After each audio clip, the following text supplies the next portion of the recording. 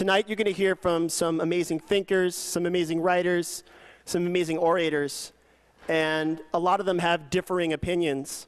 And in this quote-unquote liberal idea of the marketplace of ideas, a lot of us have a tendency to kind of butt heads over the issues that we think are strategic or moral. And tonight you're going to hear things that might be unsettling. Tonight you'll hear things that whatever your political or moral compass has for yourself, you might want to stand up, you might want to yell, you might want to say you disagree with it. And for that reason, we've created a system where there are note cards here tonight. And if you guys don't have a note card, please raise your hand. Okay, a note card will go to you guys. If you guys don't need a note card, pass it off to someone who does need one. And what we hope to do is we hope to give everyone a space to get their thoughts out through these note cards and to the moderators so that this conversation can happen in a respectful and civil manner. It's very important that no matter how deplorable you find one idea on either side, that you don't stand up and you don't make this erode into an argument. What's happening tonight here is historic. It involves a lot of great people, and I would encourage you to kind of honor the system that's happening here. Introducing the speakers is Sarah Leonard. She's an editor at Dissent Magazine. She also co-authored or co-edited the Occupy, the Gazette, a phenomenal and beautifully designed journal. She's someone I look up to a great deal, and I think she's the perfect person to introduce this very ragtag group of unbelievable individuals we have at the table right now. So give Sarah a round of applause. And if you're looking for any of the cards, are around the edge of the room. The last thing I have to say is if you have an iPhone or if you're live streaming, to please try to keep your cameras pointed forward. We want to respect the privacy and safety of the people that are in the room, and so we're asking people not to film people in the crowd, but film the people that are up front. Thank you so much, and let's hope tonight will be a great night.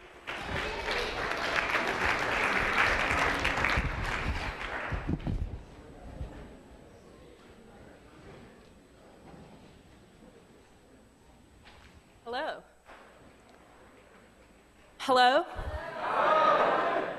Have you been following the strike in Chicago? Yeah. All right. How many of you were involved with Occupy? All right. All right. I will proceed to preach to the choir.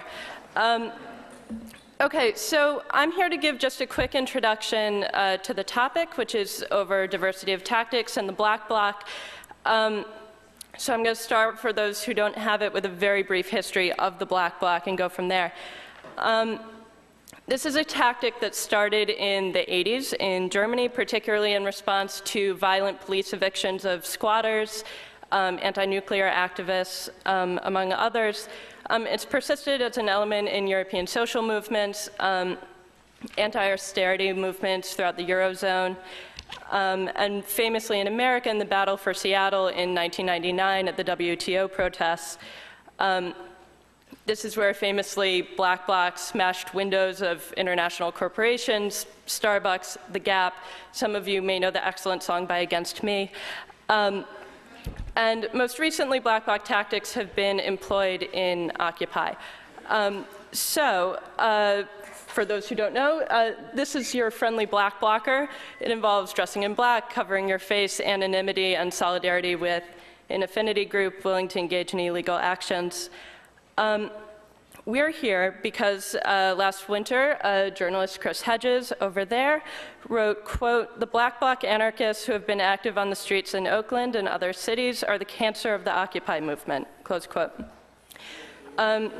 He accused them of knee-jerk antipathy to organization, hyper-masculinity, and of turning a protest whose success depended on its Gandhian principles of anti-violence into sort of a battle that most Americans cannot relate to.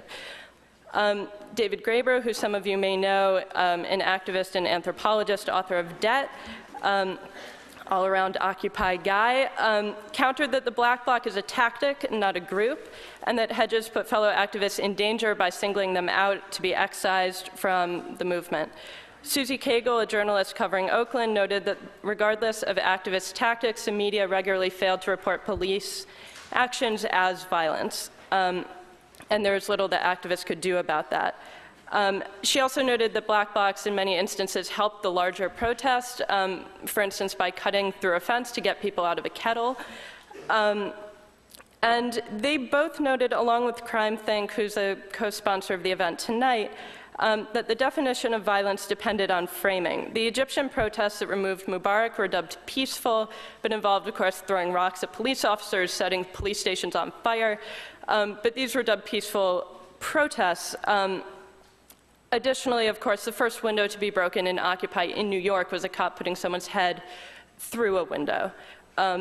So there's a lot of, the question of what defines violence is going to be discussed tonight. So our esteemed panelists are going to talk a little bit about what it means what defines violence within a social movement, what its place is. And so I'm going to raise one sort of last question of context rather than getting into what they are going to discuss. So we're having this discussion about tactics when Occupy is in fact no longer in the street. It may be again, but it's not now. And it's a little difficult to have a discussion of appropriate tactics without a sense of the context in which you're going to deploy them. Occupy has been ideologically diverse from the get-go. It admirably drew a cross-section of the country, and it, from the get-go, included anarchists, socialists, and sort of labor people used to a higher degree of sort of organization, and a lot of liberal students, working people who may not have a huge amount of experience on the left, but were very committed to the movement. And they're typically sort of disillusioned with Obama, unhappy with Wall Street. Many of these people who are sort of newcomers to left politics, in a sense, are, I think that sort of diversity within the movement makes this conversation extremely valuable. So when you think about tactics, when you make choices, what is at stake? What are the histories of these tactics? The debate over tactics has been a little bit muddled, I think, in part because with the diversity of people within the movement, I'm going to wrap up. You have a diversity of goals. And it's a little difficult to talk about what is the appropriate tactic without having a sense of what the appropriate goal is that you're working toward. And so I would say that now as we begin, discussing tactics between people with fairly different ideological orientations, probably, and what they want out of Occupy, it may, in fact, raise the question, and perhaps this will be brought up in the questions, if Occupy returns to the street, it's not clear to me how we'll continue this discussion here without the discussion that has long been avoided within Occupy, which is, what are we fighting for? What are the specific things that we want? And so I will leave you with that. I'm going to introduce our lovely moderator, and then I will leave you to the debate. Our moderator is Sujatha Fernandez of the CUNY Grad Center. She is an associate professor of sociology at Queens College and the Graduate Center, City University of New York. She's the author of several books on urban politics and culture. The latest is Close to the Edge: In Search of the Global Hip-Hop Generation, published by Verso. She has written about the Occupy movement and recent global uprisings for the New York Times and the Huffington Post. So give them a hand.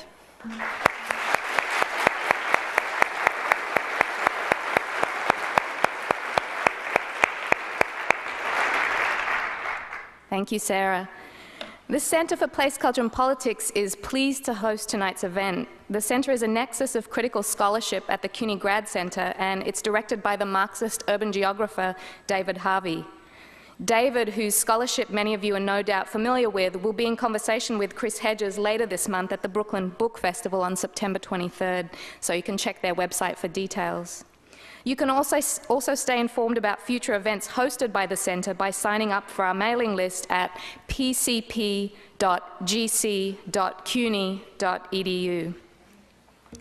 We'd like to start by saying thank you to CrimethInc Ex-Workers Collective, Aid and Abet, the Sparrow Project, Occupied Media, The Independent, PM Press, Blue Stockings Bookstore, and Team Colors Collective for sponsoring tonight's event.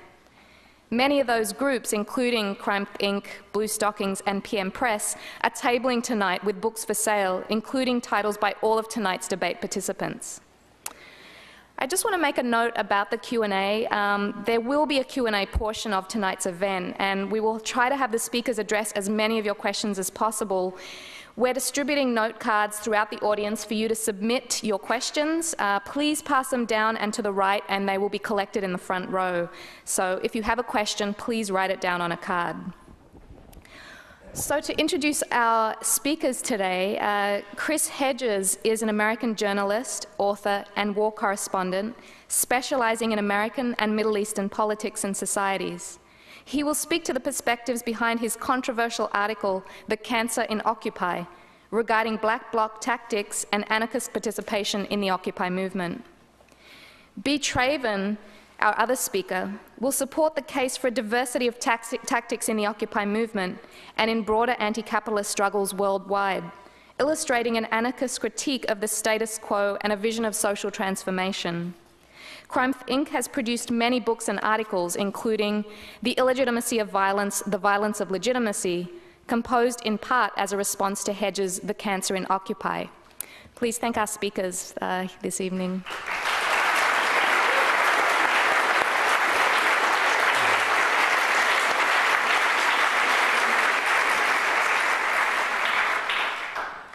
In his article, The Cancer in Occupy, Chris Hedges labeled Black Bloc anarchists as, quote, a gift from heaven to the security and surveillance state. Critics countered that the Black Bloc is a tactic, not a group. The ensuing controversy failed to clarify the real strategic differences within the Occupy movement. If the Black Bloc is a tactic, how do we evaluate its effectiveness? What are its origins? What does it attempt to do, and what is it good for? More importantly, how can these questions inform the ways that we strategize for social change? Historically, the question of violence has been taken up in various ways by radical movements. For example, in Latin America, many urban community-based organizations reflected a synthesis of diverse strategies that have been honed over several decades through the eras of armed guerrilla struggle, non-violent mass movements guided by liberation theology, and cultural resistance. In other cases, from the LA riots to the French and more recent UK riots, violence is the expression of anger and resistance. What means of action do social movements have at their disposal, and why do they choose certain tactics at certain times? To get to the root of these differing perspectives, tonight we will separate the Black Bloc tactic into its constituent elements and discuss them one by one. We'll address the roles of illegality, anonymity, and violence in social movements, and conclude by asking what our differing conceptions of these indicate about our visions of transformation. Okay, so now I'd like to open for opening statements, first by Brian. I'm here basically to represent our ideas in this venue that we don't usually work in, because we think it's really important to be able to put a public face on a perspective that is usually invisibilized, is usually swept under the rug. And I want to clarify also, I'm not here tonight to try to persuade you all to utilize the Black Bloc tactic. If at the end of the night everyone pulls up the hoods of their sweatshirts, pulls on masks, and goes out in the street together, that might not even be a good idea. What I am here for is to talk about what is contemporary about this tactic and why it has spread. What can we learn from it in social movements generally? Similarly, I'm not here to argue for violence. I'm here to argue for a more nuanced analysis of the use of force than the violence-nonviolence dichotomy, which all of us are familiar with, and which some of us believe plays into the hands of the state in framing the narratives of social struggles. As Sarah spoke about, Occupy is not in the streets right now. It's possible to argue that it reached an impasse, and at these impasses, it's especially important that we take a step back, make use of the lull to strategize, to brainstorm, to figure out what the way forward is. And in this impasse, it's not only can we learn from why it is that Black Bloc tactics have taken off since Germany in the 1980s. Also, it's interesting to look at why the Black Bloc has been a bugaboo, why it has been useful to to demonize this particular tactic. First of all, to frame it as a static group, a social body that can be alienated from the rest of the movement, that can be demonized, rather than being a tactic that anyone could potentially participate in. And perhaps the Black Bloc is also singled out as a bugaboo to scare us away from tactics that perhaps we need to be able to advance the social movements that we want to participate in. As I said, I'm not familiar with being on stages like this. I'm not an expert. I'm like y'all. I'm just one more participant in the struggle to get more leverage over our lives that we are all engaged in. I will speak from my own experience, and I will try to just speak from my heart. So thank you very much for coming and being here.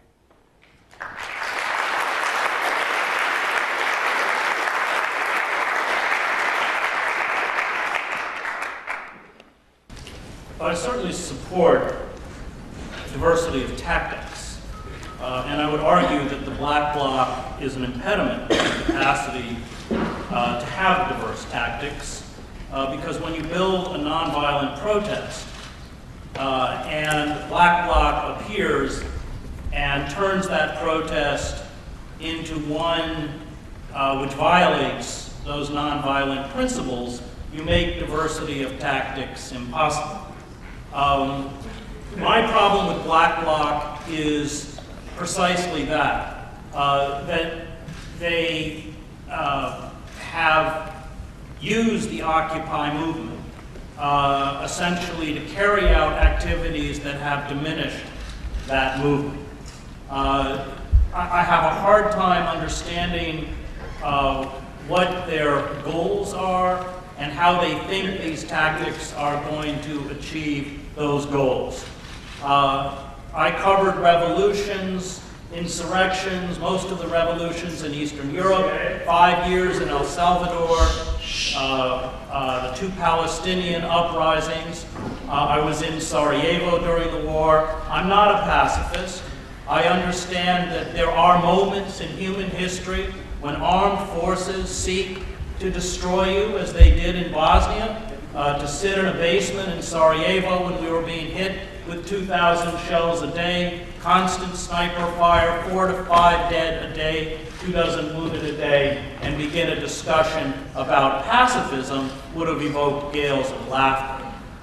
So there are moments when violence, and I find, having been around violence as a war correspondent for 20 years, always tragic. Violence, there are groups that set out to annihilate you and make any other response impossible. And one can look at the genocide of Native Americans as a good example of that. All of the attempts on the part of Native American communities to build any kind of a relationship with the white European settlers failed, not in small part because the Europeans violated every single one of the 400 treaties that they established. So I think that the goal of the movement, and we see it in Chicago, is to bring the kinds of numbers into the street, to make it a mainstream movement, and I think that was the power of Occupy, that it was mainstream. I would also like to say that Occupy itself was a tactic, and I don't buy this argument that Occupy is dead. Occupy is not dead. Look at the streets of Chicago.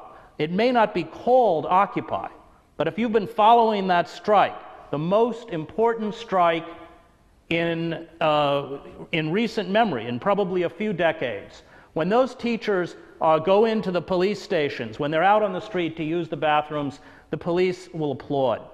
And that terrifies the corporate state, because in every revolution that I covered, when the pillars or the foot soldiers of control can no longer be counted upon to defend a corrupt, fragile, ruling elite, then that elite is in danger. And I think throughout human history we have seen, even in the Russian Revolution, that what tips the balance is the capacity to bring the mainstream out in the street, usually through nonviolence. The Russian Revolution was largely a nonviolent revolution. It was when the Petrograd riots took place. They sent the Cossacks in to quell the riots. They began to fraternize with the rioters, and the Tsar abdicated within a week. Thank you to you both. Is my microphone working? It's okay? I turned it on. Yeah. Okay, thank you both for those opening statements. I just want to, before we begin, remind everybody how the format will work. It's going to be a fairly tight moderated debate with the person who is asked the question will have 4 minutes to answer, the other person will have 4 minutes to answer, and then the first person will have another 2 minutes to respond. I'd also like to remind people, out of respect for the speakers and respect for their points of view, if you could please refrain from shouting out or making comments while people are talking. Okay, so the first question will be to Brian. Do illegal tactics have a place in social movements in the United States? Who do they alienate or exclude, and who do they empower? Well, the town that I come from, a small southern town that likes to think of itself as liberal, had an occupation as all the way through January, and we had an encampment. And when it finally came down, only then did we find out for sure that what we had been doing was illegal. We intercepted a memo from the town manager asking to begin enforcing the laws again. Not only had the encampment and the protests that we'd organized been illegal, but in fact, assemblies of more than a dozen people had been illegal. So everything we'd done had been illegal. In effect, we had participated in a criminal conspiracy to violate the ordinances of our little town. Now, I think many of the participants who at the end felt entitled to participate in the actions that they had throughout those months, if they'd known that they were embarking on this criminal conspiracy, would have been intimidated, would have maybe decided not to. This is one of the results of conflating legitimacy with legality. At the end, at the end of the event, they were proud that it had happened. They were proud to have participated in it. Now, of course, instead of having an occupation, we could have mounted a legal campaign to try to change the laws. But such a campaign would have prioritized the agency of the middle-class people and the people who already knew how the system worked, the people that were best served already by the system. And it wouldn't have been a participatory movement. Our occupation in my small town was illegal and participatory for the same reasons. Now, to emphasize this, that we can't conflate legality with legitimacy, this is a reason why I don't think we should use the word criminal as a pejorative, especially when the criminalization of huge parts of our population is an essential part of the perpetuation of white supremacy. In the Cancer and Occupy article, Chris Hedges used the word criminal as a pejorative. When we do this, we legitimize a weapon that the state can use against all of us, including Hedges and myself, but especially against the most vulnerable and most disenfranchised populations. It's also legitimizing a weapon that can be used to intimidate even well-intentioned middle-class people out of starting the kinds of protests that we will have to participate in to shake things up. Now, I'm sure that Mr. Hedges appreciates and agrees with most of what I've said. But what I want to hammer home here is that legal and illegal is the wrong question. The question we have to ask about tactics is, do they give us power over our lives and the environments we live in? Do we not just appeal to the to the conscience of those who rule us, or to the general public as an abstraction seen through the corporate media, but do we actually get a sense of our own strength through the tactics as we use them? Hedges has said earlier that the most important thing is to get numbers in the street, and I want to critique this because I participated in 2003, on February 15th, I'm sure with many of you, in filling the streets in protests against the invasion of Iraq. It was, I think, the largest worldwide protest in history at that point. Between 6 million and 15 million participated, or 30 million at the high end. And that didn't do anything except maybe help create a context in which Obama could eventually get elected. But 6 million of us could certainly have made that war impossible if we had felt entitled to use our capabilities to do that. It might have been called violent if we had, but it certainly would have averted a much greater violence. The place that I'm getting at with this is that our occupations also, they last longer when we are not afraid of our own strength. They last longer and they're more effective all of our actions are more effective when we are not just appealing, not just making a supplication, but using our power together to the best of our ability. Thank you, Brian.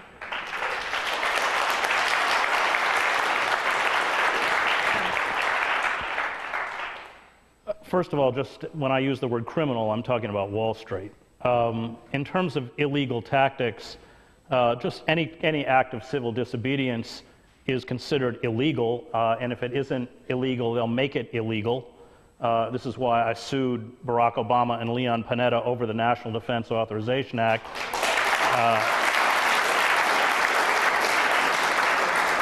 Section 1021, which permits the U.S. military to carry out domestic policing to seize American citizens who are deemed to be terrorists or people who are related with what they nebulously call associated forces, and hold them without due process in military facilities until the end of hostilities. Judge Catherine Forrest in the Southern District Court of New York has issued a temporary injunction, which the Obama administration, by the way, has appealed, and we are waiting to see whether that's permanent. There's no question that that piece of legislation, which is passed in the name of anti-terrorism, is part of the long attempt to criminalize dissent. And we saw with Alexa O'Brien in U.S. Days of Rage, who was one of the plaintiffs, that when WikiLeaks dumped the Stafford emails, 5 million emails, there was a back and forth attempting to link U.S. Day of Rage with Al-Qaeda. So the debate about illegal tactics is a faux debate. When I was arrested in front of Goldman Sachs, that was considered illegal. And I'm not a believer in appealing to the formal systems of power which have betrayed us, so that basically all tactics that we use from now on will be deemed by the security and surveillance state illegal. The question is which tactics are effective and which are not. I think the power of the Occupy movement was that it was a mainstream movement. It articulated the concerns and the sense of the injustices and the grievances of the mainstream, and I think if you read the polling, it supports that, whether it's over our healthcare system, whether it's over the chronic, long-term underemployment and unemployment, whether it is the paralysis within the state itself to respond to what's happening to us. And mainstream, and attracting that mainstream, I think, is what terrified the state, the corporate state itself, and it's why the Obama administration led a coordinated effort to attempt to physically eradicate these encampments. For me, that was a seminal moment, because at that point, the corporate state said, we will only speak to you in the language of force. If they could respond rationally, and Krugman in column after column appeals for a rational response to the economic crisis, they would have, at the minimum, made a moratorium on foreclosures and bank repossessions. They would have forgiven student debt. They would have passed a jobs program, especially targeted at people under the age of 25, and they would have given us a rational healthcare system. But they did not do that.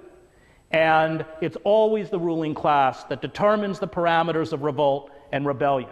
I would argue that's what's happening in the streets of Chicago is an integral part, an organic part of the Occupy movement, although they don't use the name Occupy.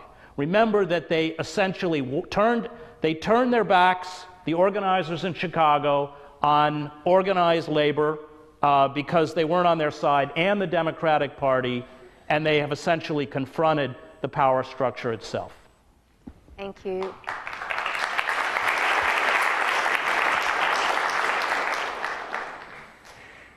Well, it seems like Chris Hedges and I believe many of the same things. That's why it's interesting for us to be on the stage together. I have to emphasize, since he didn't acknowledge this, that he was using the word criminal in the Cancer and Black Bloc, the Cancer and Occupy piece, to refer to many of us. He was saying the word for what many people in this room have participated in as protesters is criminal. It's really important to get at this and to understand what this does. The thing that he said in the beginning about the idea that diversity of tactics can only be imposed by a kind of uniformity, is confusing to me also. It certainly can't be imposed by, you can't impose this uniformity by a strategy of division, right? You can't impose a uniformity by a strategy that takes many of us and says, your participation is illegitimate, you are criminal, you need to be forced out of this movement. So I want to emphasize, first of all, that I think that is a losing strategy. The other thing I want to say, did anybody, okay, the thing about Occupy and what tactics alienate people. I want to return to what I was arguing earlier, that the Occupies that were more confrontational, that pushed the envelope farther, lasted longer. And Occupy Oakland, for example, if you believe the Adbusters statement that came out after May Day, maintained momentum significantly after, for example, Occupy Minnesota, you know, or many other occupations, right? Why is this? And the Chris Hedges of the world will say that the problem is that we, us militant protesters, are alienating everybody else. And I want to call attention to everyone, call to everyone's attention that in February of 2012, after all of the protests, all of the black blocs that had been described as taking place in the Bay, the Oakland Tribune ran an article. Brian, you could wrap up. Oh, yeah. A poll. 10,000 people were polled. Do you support Occupy Oakland? 94% said yes, after everything. Cut you off there. Thank you. Thank you. The next question.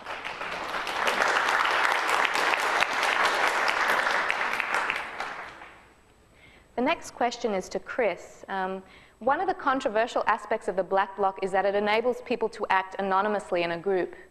What are the benefits and drawbacks of participants in social movements being able to preserve their anonymity? What are the effects of a movement based around public figures and transparent organizing? Well, acting anonymously in a group is a gift to the surveillance state because they can cover their faces and essentially hide their identities. I mean, this is a difficult question because as the sophistication of electronic profiling increases, to step out into the street, even for a nonviolent demonstration, means that you can be instantly identified. However, I think in the end I come down with Václav Havel in his 1978 essay, The Power of the Powerless. We can't beat the security state at their own game.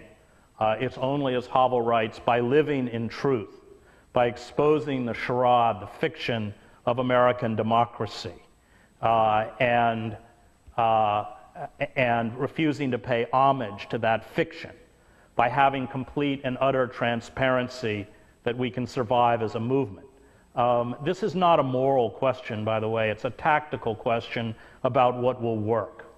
As I mentioned before, I have been in conflicts. The war in El Salvador would be one. Bosnia would be another, where unfortunately the violence employed by the dominant class did not allow resistance to take any other form than violence. But I think we still have enough space, and I think that it's important.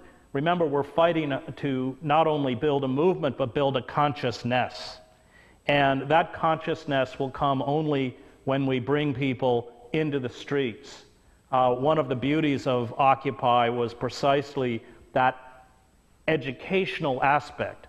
After they shut down Zuccotti Park in November, the constant refrain I would hear is a kind of mourning for the library itself. And I think that was, again, one of the aspects of the Occupy movement that deeply disturbed the power elite, that ability. And you went to Zuccotti on weekends, and there would be mothers and fathers, pushing strollers up and down the street. That is far more terrifying to the elite than a small group of people with their faces covered going through the street, chanting, or throwing rocks or tipping over trash cans. What are the effects of a movement built around public figures? You can't build a movement around public figures. I mean, that was also the beauty of Occupy, in that it wasn't horizontal, it was vertical. And I think that that's extremely important. I mean, in that sense, I'm with the anarchists on that, that you don't want to build those horizontal structures. And finally, the transparency of organizing, I just don't think we can beat them at their own game. Having covered these kinds of issues for the New York Times, it gave me a kind of window into the power, the frightening power of the security and surveillance state, and the tens, if not hundreds of millions of dollars they have at their disposal. It's just, to follow that route, I think is probably to guarantee our own defeat. Thank you. Okay. Okay. We always, in the street as well as in the newspapers, we hear this over and over. Why don't you show your face? Be a man, this kind of thing. It reminds me of what the judges and prosecutors always say when my favorite political prisoners are facing the bench. They say, you cowards, Why did you take such a cowardly route? From the Boston Tea Party, and probably before until now, anonymity has been an important part of almost every powerful social movement. This is not a coincidence. The Zapatistas, whom I know Hedges has spoken highly of, took great pains to legitimize the wearing of the balaclava. Closer to us, in terms of our national context, in Quebec, the student strike earlier this year that Hedges has also spoken highly of, one of the main ways that the government cracked down upon that was by passing a mask law. Now, and in the age of live stream, if you call in sick to work to go to Zuccotti Park, you had better be wearing a mask, right? This explains why many of us who are on probation or who have vulnerability in our immigration status, who are taking much greater risks than middle-class people who have secure jobs, opt to be anonymous. And I want to emphasize this. A movement that only legitimizes transparency marginalizes the vulnerable, right? Marginalizes those who are most at risk in the society. And I will not tell those who are more vulnerable than myself that their masks should be off, that their faces should be exposed, so that they will look good for the cameras, so that my idea of strategy can be advanced. I consider that irresponsible. And the people for whom there is little risk to going with their faces uncovered, to participating in these movements, which, as Hedges has emphasized, are often illegal, the people who face less risk can't win even what they want alone. A movement that only legitimizes transparency can't even win what the middle class wants. And I want to say, this is no lunatic fringe we're talking about again. This is many of the people in this room and many people around the country. And the question always comes up, how will we be accountable to each other? We have to be accountable to each other. We're in this movement. We know each other. The people in black blocs who are taking special risks have to be accountable to each other, and also have to take very seriously the question of how others will feel about what they do. They're taking greater risks than anyone else. It's more important to them. Finally, about the question of agents provocateurs. I have known agent provocateurs personally. I have seen how they operate. It's not an abstract question for me. And I want to say the greatest risk and the greatest danger that they have posed to other people has not been when they were wearing masks. If anybody listened to Democracy Now! About the events in Austin recently, it's not when you're wearing a mask that you can do the most harm as an agent provocateur. The Black Bloc has come about in a time when there is this increased surveillance. And the main way that this surveillance state represses us is through isolation and neutralization. Isolating and neutralizing those who pose the most threat. Masking is a response to this. It's a strategic response. And I don't think that the arguments against it that are framed as strategic outweigh the benefits of a participatory movement. Finally, it may be, Mr. Hedges, that your face on the other side of the rifles of the police will persuade them not to shoot, but some of us, whether we mask or not, they don't hold back.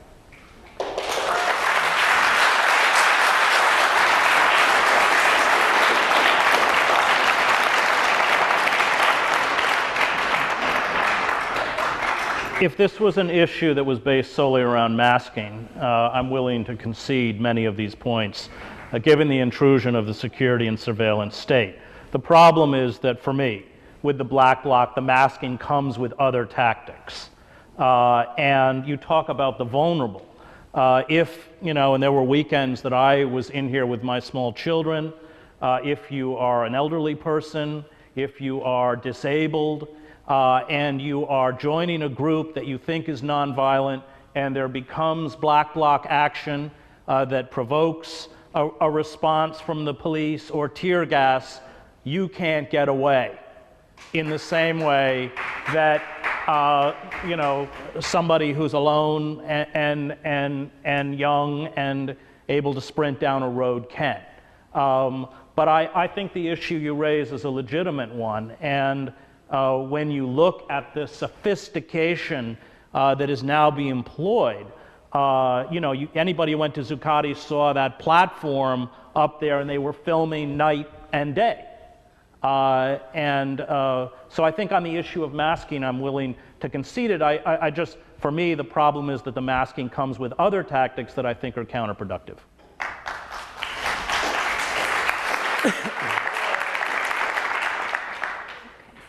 The next question is to Brian. What is violence and nonviolence, and who gets to define them in the context of social movements? Thanks. I want to emphasize that this is not an abstract question for Chris or for me. Chris is a war correspondent, as he's pointed out. Everywhere he looks, he sees ethnic cleansing, even if it's just a kid with a spray paint can. I am here coming from my history of participating in social movements. That is what I draw on to speak about this. When I think of violence and nonviolence, I think about an afternoon in Quebec City in April of 2001, the protests against the Free Trade Area of the Americas summit. The police, making no distinction between so-called violent and nonviolent protesters, filled the entire city center with tear gas. They were shooting rubber bullets at us. And in that situation, I would not, myself and the 50-some-year-old mother of two that I was there with, we would not have been able to breathe if it had not been for the people in black taking those tear gas canisters and throwing them back. They were the only people between us and hospitalization. And they were the only reason that we were able to stay there, since the police wanted to clear us out in the same way that the occupations last fall were cleared out. Now, the next day, when the newspapers came out, the front page news read, "Violence erupted when black-clad protesters began hurling tear gas canisters at the police." And this shows to me how this discourse of violence works in our society. Violence is indistinguishable from code for illegitimate use of force. Now, that's why when the slumlords force your rent up, that's not violence, but when you resist an eviction, that's violence. That's why dumping carcinogens into a river is not violence, but sabotaging the factory that does this is violence. That's why putting 2.3 million people in prison in this country is not regarded as violent, but trying to de-arrest someone, trying to rescue them from the hands of the police is called violent. Defining as violent is a way to delegitimize people, to exclude them from the field of legitimate discourse, and to justify the use of force against them. It came up earlier tonight that in Egypt, Obama himself called this a nonviolent revolution when there was tremendous interchange of projectiles with the police, when they burned down, I'm told, 99 police stations, and the headquarters of the ruling party. I want to say that was nonviolent, that was deemed nonviolent because they won. Because it was necessary after the fact, after they had won, to say that what they had done was legitimate. If we start out saying, we will be nonviolent, we're nonviolent, from the beginning, we cede that whole territory. We say, we will only do what is already recognized as legitimate in this society. And this equips people like UC Police Captain Margot Bennett in her quotation after a Berkeley conflict to say, those students were being violent. They refused to unlink their arms. Now, I always hear this critique when I advance these points, I always hear the critique, but they want us to get violent because it's a battle they can win. I want to clarify this because it's imprecise. It's not that they want us to get violent. The best thing would be if we remained inactive or only involved in harmless pacifist action, staying inside the free speech zones and refusing to defend ourselves. That would be ideal. But if we're going to do something specifically, they want us to pick battles that we can't win, right? They want us to escalate into, for example, clandestine armed struggle, as Derek Jensen, who I believe is Chris Hedges' friend, endorses. Now, and I want to say clandestine insurgency is absolutely the wrong direction. We can't win that kind of struggle. What they fear most is us collectively employing a diversity of tactics and becoming collectively unrulable, becoming collectively impossible to control. And that looks, participating in that looks very different to all of us. Thank you. Thank you.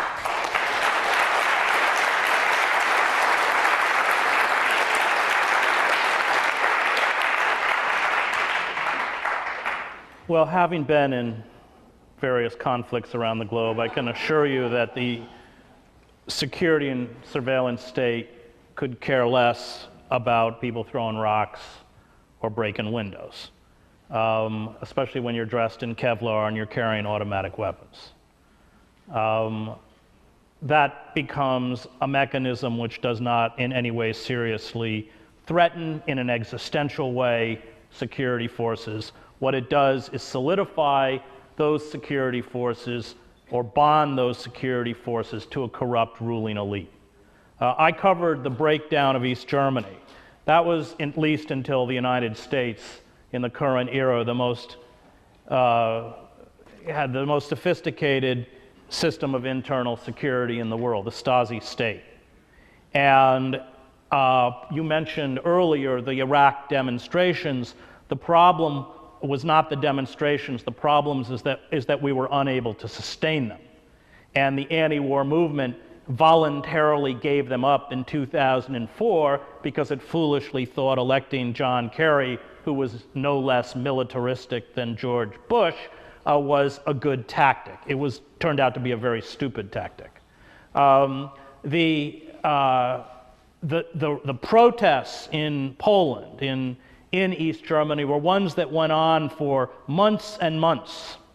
And they originally in Leipzig, and I was there, were pulling just a handful, a few dozen people, maybe 100, 200 people, and then in September of 1989, suddenly 70,000 people were out into the streets. You never know what ignites a population. That's one of the mysteries of uprisings. And Erich Honecker, the dictator of East Germany, sent down an elite paratroop division to fire on the crowd. And when they got there, they wouldn't do it. And Honecker lasted, after 19 years in power, another week. The same was true in Prague. It doesn't always work. There are times when mass movements, 1979 in El Salvador, which I also covered, when they brought huge numbers of labor union student people in the street, and the response of the Salvadoran security forces was to set up machine guns on the roofs of buildings and carry out a massacre, which triggered the insurrection. But we haven't yet seen that kind of violence. And I would remind you that in Egypt, they gunned down 800 people. And they also captured thousands of people and tortured them, disappeared them, tortured them to death. And anybody who has covered, as I have, the military complex understands the killing potential, which I see our mass media now celebrating with this book, No Easy Day. These, let's be clear, are death squads. 60,000 special forces operations. And when empires crumble, and they crumble from within, which is what's happening, the forces of control on the outer reaches of empire migrate back to the center. And having spent 2 decades on the outer reaches of empire, I know their capacity for violence and murder. We've already seen it in the drug war. A night raid in Oakland is no different from a night raid in Fallujah. Same outfits, same automatic weapons, command helicopters with searchlights. It's exactly the same. All of those forces are being brought back. And if you are to confront them through means other than nonviolence, then you're going to have to confront them at a level of violence that threatens them existentially.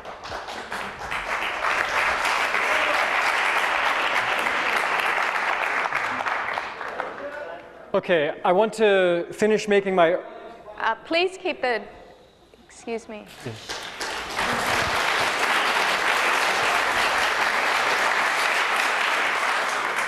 All right, I want to finish making my earlier point. Okay.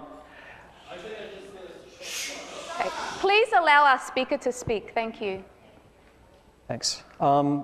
We live in a time when people are getting increasingly desperate. Now, the question is not whether people are going to revolt. People are going to revolt. The question is, what happens when they revolt?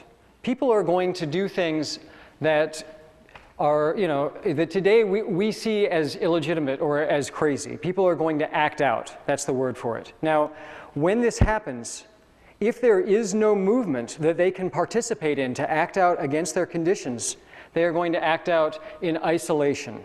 They are going to act out, they are going to join clandestine armed insurgencies, or they are going to be, they are going to throw their lives away in a way that is antisocial and unproductive.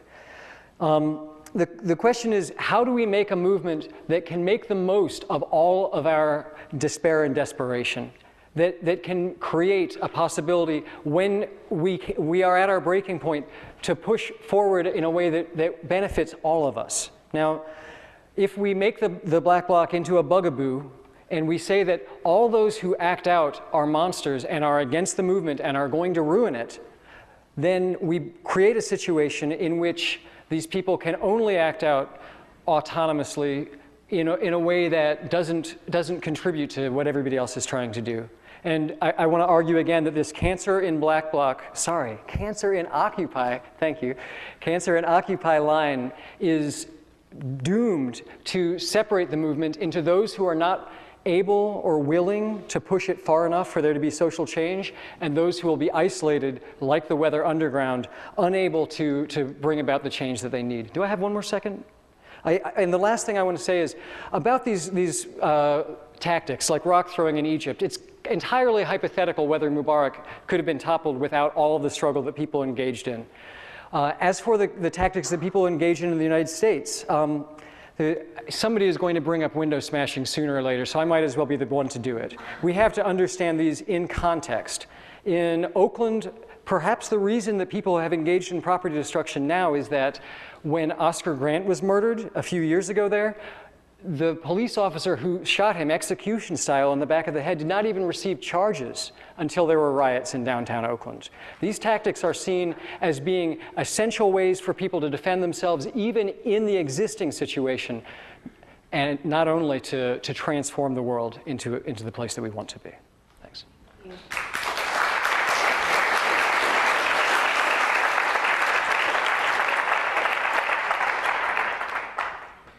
The next question is to Chris.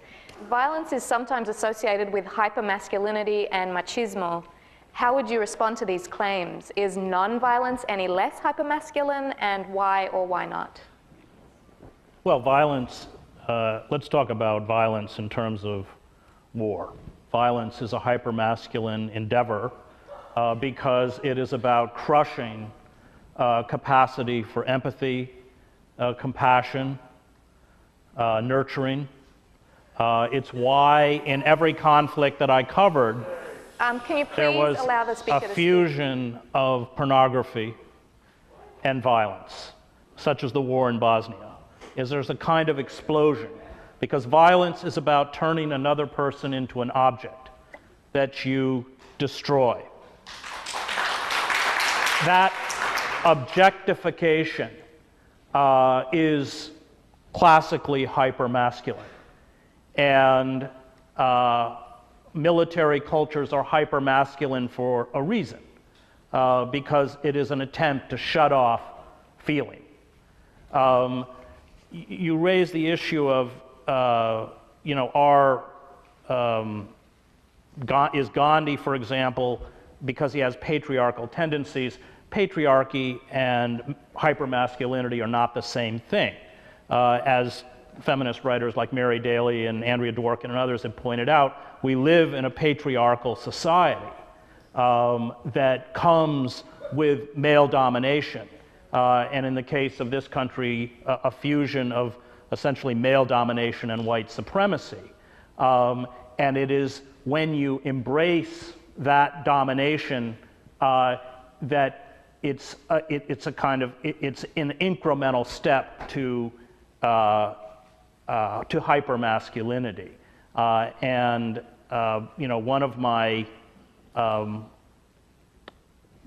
of the sort of issues within wars that was always so disturbing was the way all of those sort of qualities, those abilities to reach out and connect with others were essentially shut down through the hypermasculine culture of violence and the way violence was eroticized. And I think that, you know, violence for me, and you know, I've written this, you know, that war is a drug. War is probably the most powerful narcotic invented by humankind. And once you imbibe in that drug, it does what all drugs do. It severs you from human contact. And I speak to somebody who, like most war correspondents, leapt from war to war to war because I couldn't exist outside that circle. But it's about annihilation. And finally, in the end, it's about self-annihilation. And I think, you know, a lot of the great feminist writers have a lot to say about this. So yeah, hypermasculinity for me is something that is frightening. And when you act as a group, when you surrender moral autonomy to carry out in a crowd or a mob, which is of course what police are. You destroy their identities so that they become a mass. And it makes it extremely enticing and even thrilling to carry out acts that are destructive and I think ultimately self-destructive.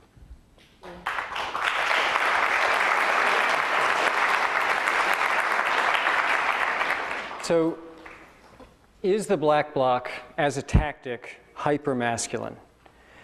To say this, I think there's some problematic gendering going on here.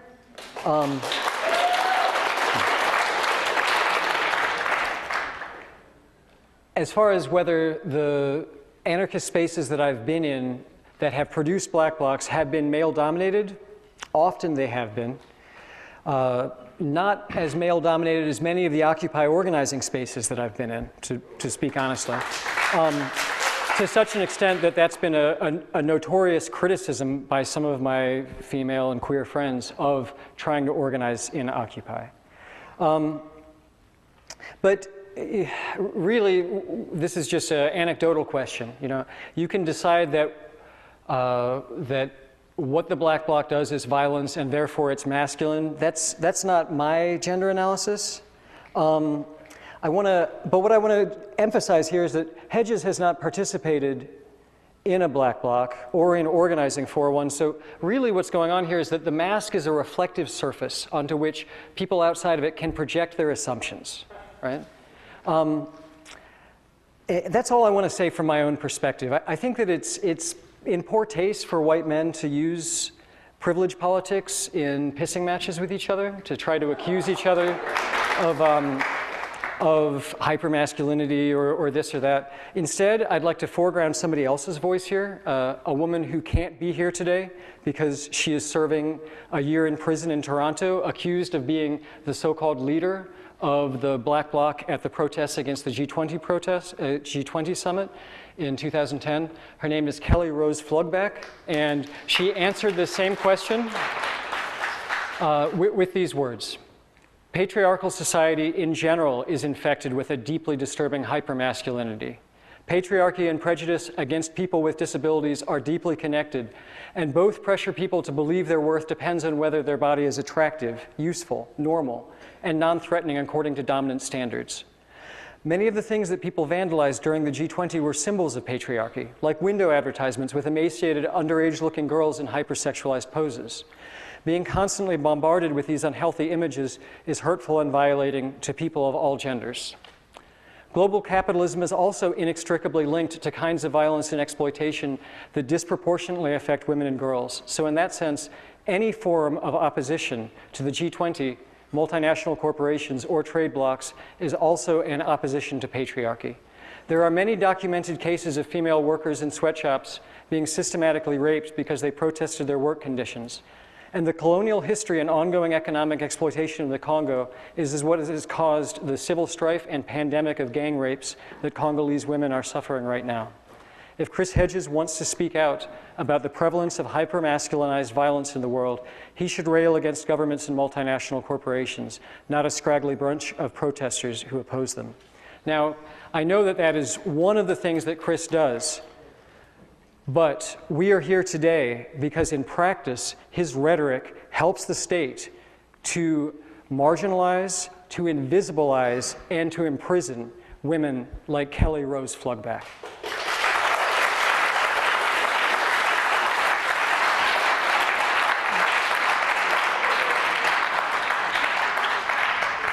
Well, I can assure you the state doesn't give a damn about what I write.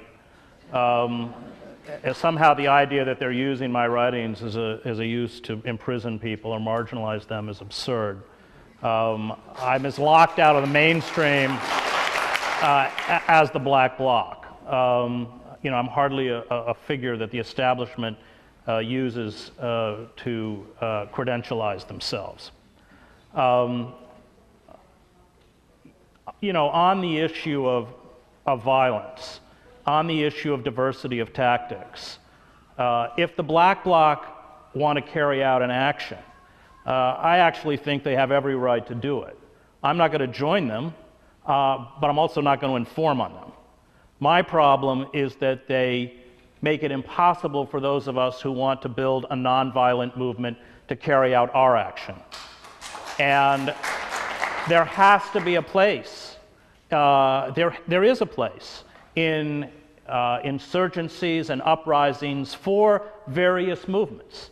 When I covered the war in El Salvador, you had groups such as the Catholic Human Rights Group that would document the killings by the death squads and yet studiously espoused nonviolence. And yet when I traveled with the FMLN rebels, they would often give me carefully typewritten testimonies by people who lived in combat zones who had suffered at the hands of Salvadoran security forces, and they would ask me to deliver those typewritten testimonies to the Human Rights Office at the Catholic Church because they knew that congressmen and others who came down would be able to hear those testimonies. And what I'm asking for is diversity of tactics. What I'm asking for is that you respect nonviolence, and you carry out actions that don't turn our nonviolent activities into your vision of what you think resistance should be.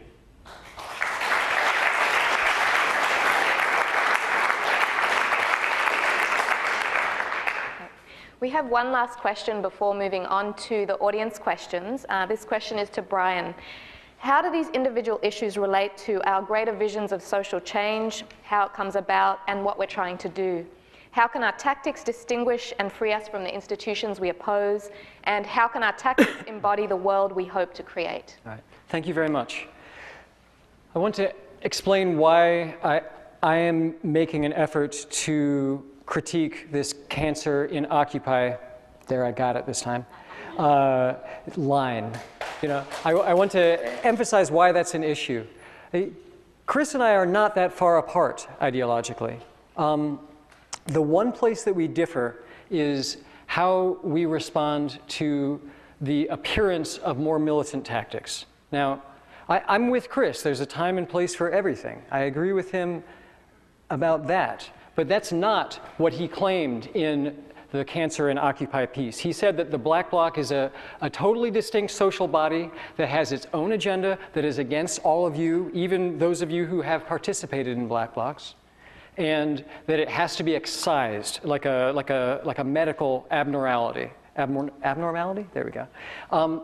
This runs counter to my understanding of how social movements work. And it seems to me that we have a really different idea of how this works.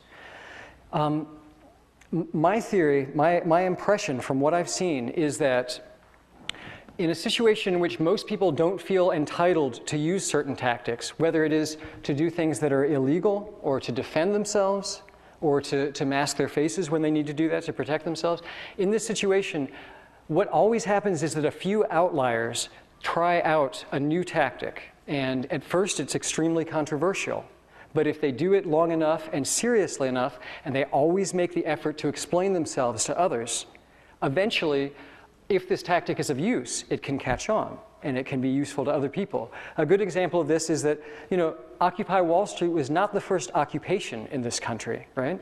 If you go back to 2009, there was an occupation in the New School that at the time was controversial, did not take off, was regarded perhaps by many as antisocial or confusing, and that sparked occupations on the West Coast. And through this long, slow process over years, the foundation was built upon which Occupy Wall Street could take place. Now, similarly, people in this country are now trying to legitimize the wave of tactics that can get us out of the Occupy impasse. If we call these people monsters, if we take every step that we can to delegitimize them, we will paralyze ourselves and the movement for the future. Rather, we should be explaining, we should be taking advantage of the ways that we're situated, and Hedges is situated better than I am for this purpose, to explain to others why people engage in these actions, why they are deemed necessary, and to draw from them what is useful, what all of us can apply, whether or not we ever wear a black sweatshirt. This is the business that we have to be humbly setting about, because as Chris said, violence isn't glorious, but I also want to emphasize everything that is called violence is not bad, in fact. A lot of it is things that if we can do them, we will be able to break the deadlock of oppression that holds us where we are. Finally, I want to say, if you don't want those who participate in black blocs, if you don't want those who are part of this movement to be able to make this case, to be able to try out new tactics and be able to legitimize them, you will have to demonize us to succeed. You will have to do what you did in Cancer of Occupy. You will have to say things about us that just aren't true or representative. You will have to make us into monsters. And in fact, there's too many of us in this movement for this to happen without this dialogue, whether you want it or not. It's going to happen. And I'm not even sure that you want to set about this demonization. But to conclude, I want to say, what you said a second ago, that what you say is useless to the police, I don't buy it, because I saw your line, word for word, quoted by police, not attributing it, of course, but using exactly the same framework. Black bloc is outside, black bloc is not legitimate protesters, black bloc is chaos, bent hooligans in newspaper coverage building up to the RNC, the NATO protests, and elsewhere. So I feel like the fact that you, as somebody who agrees with many of the people here about the situation, the fact that you handed this narrative to the police was actually extremely irresponsible and dangerous for lots of people.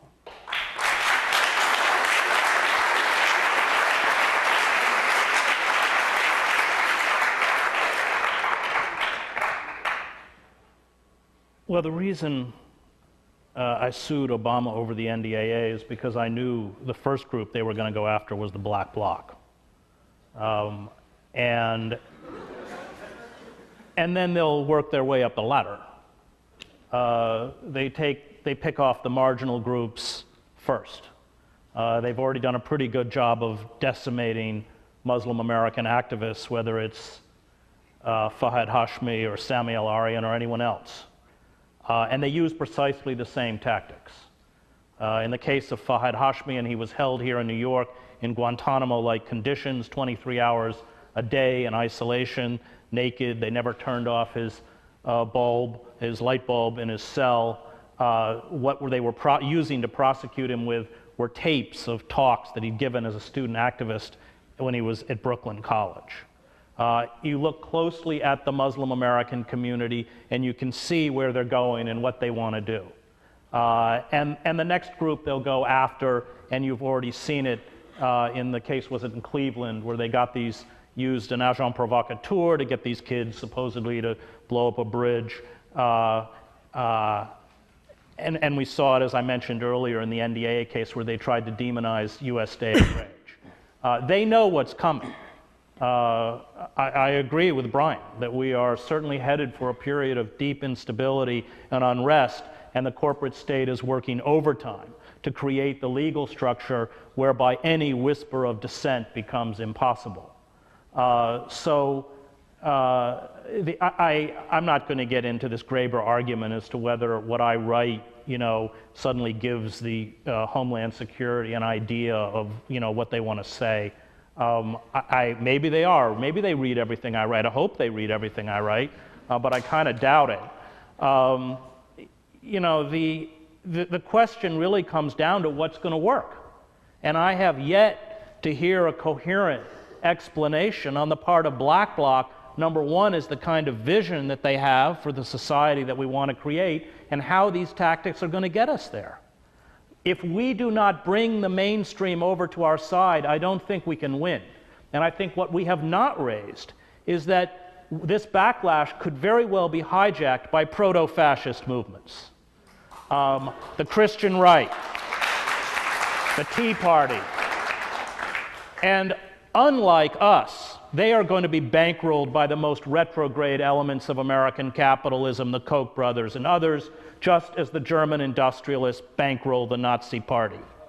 Political paralysis creates extremes, and the longer that paralysis continues, the more people walk away from the systems of power.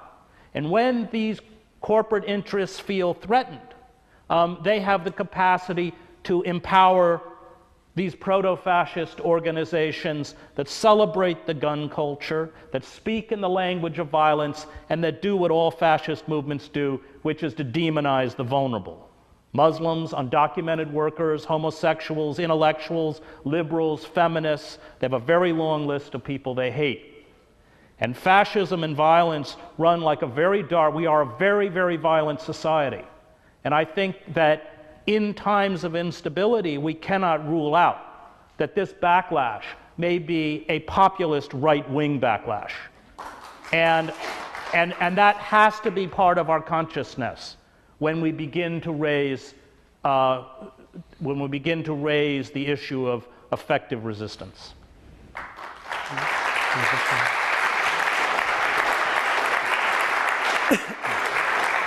Okay, great. Thank you very much, Chris.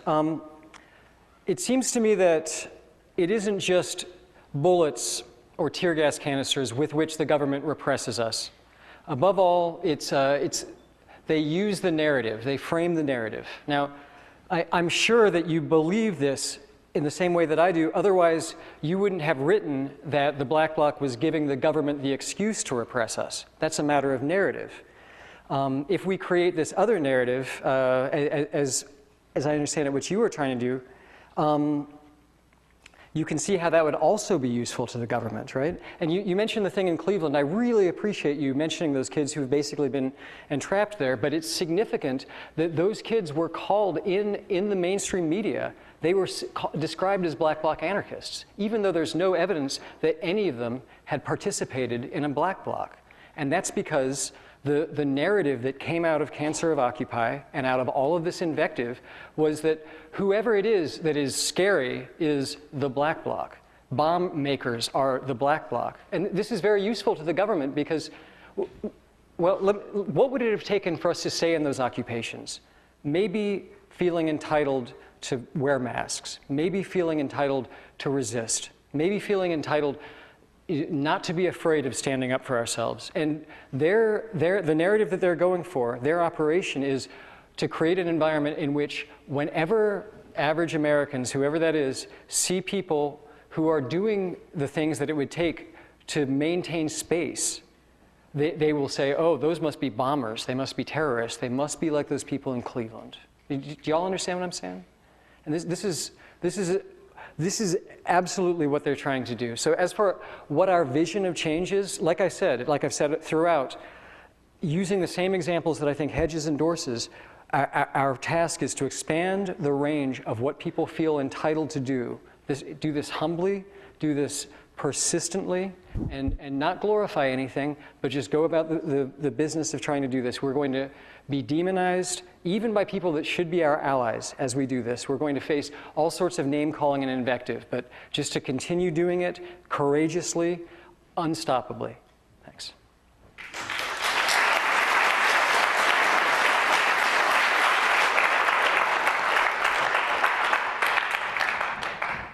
I'd now like to invite both of our speakers to give a 4-minute closing statement. So if we can start with Chris.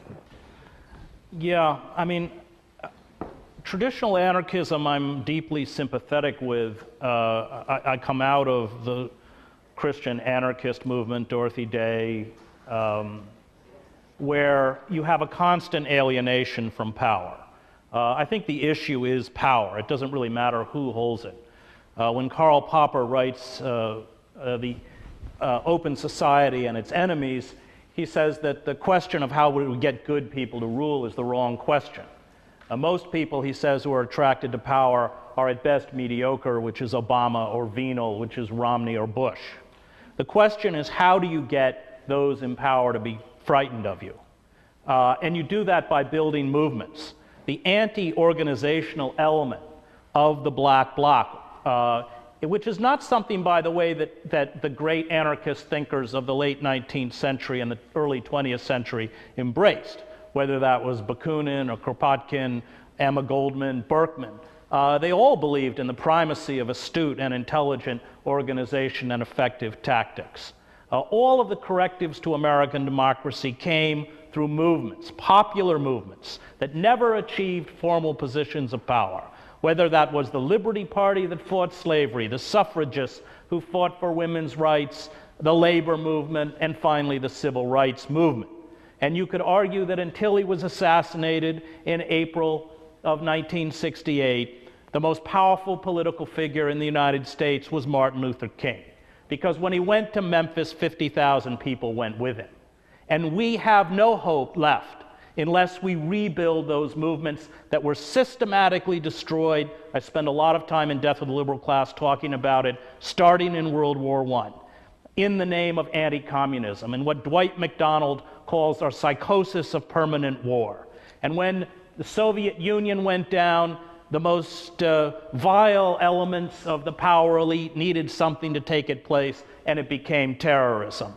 War, as Randolph Bourne writes, is the health of a state, the ability to accrue themselves all sorts of power. And we are reaching a crisis moment as we decline, both as an empire, and we watch the collapse of globalization and the rise of frightening reconfiguration of the ecosystem for which we depend for existence. And if we don't rebuild those popular movements, we will have nothing left by which we will protect both ourselves and finally the next generation from the devastation that's being visited upon us by our corporate overlords. The great novel I've come to believe of the American experience is Moby Dick. These figures are all Ahabs. When 40% of the Arctic sea ice melts, all they talk about is exploiting the last vestiges of oil, mineral, gas, and fish stocks. It is collective suicide. As Ahab says in the book, my methods and my means are sane, my object is mad. And we have very, very little time left. And so the tactics we employ have to be smart, because the forces arrayed against us are working overtime to crush us.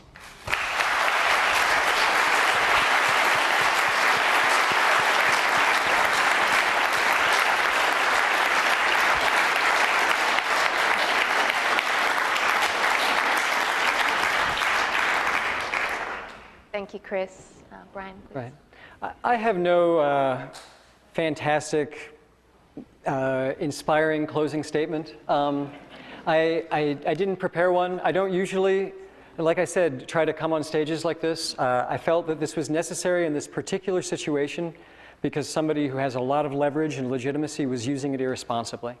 And it's hard for me to imagine that Kropotkin, Berkman, Goldman, and Bakunin would be sitting in the crowd here applauding as Hedges continues to hedge, I guess, and refuse to acknowledge and apologize the risk that he has put people at by spreading this narrative. I want to say also the idea that the Black Bloc is anti-organization, that the Black Bloc is something monolithic. I want to say there are many different forms of organization that people who have participated in Black Blocs adhere to. This is not a matter of anti-organization. This is perhaps a matter of competing ideas about what kind of organization is going to be most effective. This is not a refusal of strategy. These are different strategies. We want a decentralized horizontal movement, a movement that doesn't have to subscribe all to one tactic in order to be able to move forward, a movement that is diverse and can make the most of that diversity. We won't and we cannot impose one format on struggle. That involves too much surgery, too much removing cancers one after the other until you find that all your organs are gone. You know? Like I said, we have to make the most of our diversity. And as I understand it, Hedges has revised his earlier position in the things he said and said that the Black Bloc is part of the movement and that people just have to understand that there is a proper time and place for everything. Oh, okay. I also want to be part of a movement with people who are not always wearing black sweatshirts. I agree about this. But please, next time you hear somebody from a position of tremendous power and influence saying, those poor people, those nobodies over there, they just want to destroy your movement, they're not part of it, think twice. You know, go talk to the nobodies. See what they have to say about this. And finally, if any of the things that I have said make sense to you tonight, let's continue talking with each other, let's continue meeting and building up a powerful movement so that we can actually get out of this situation. Thank you so much, everyone.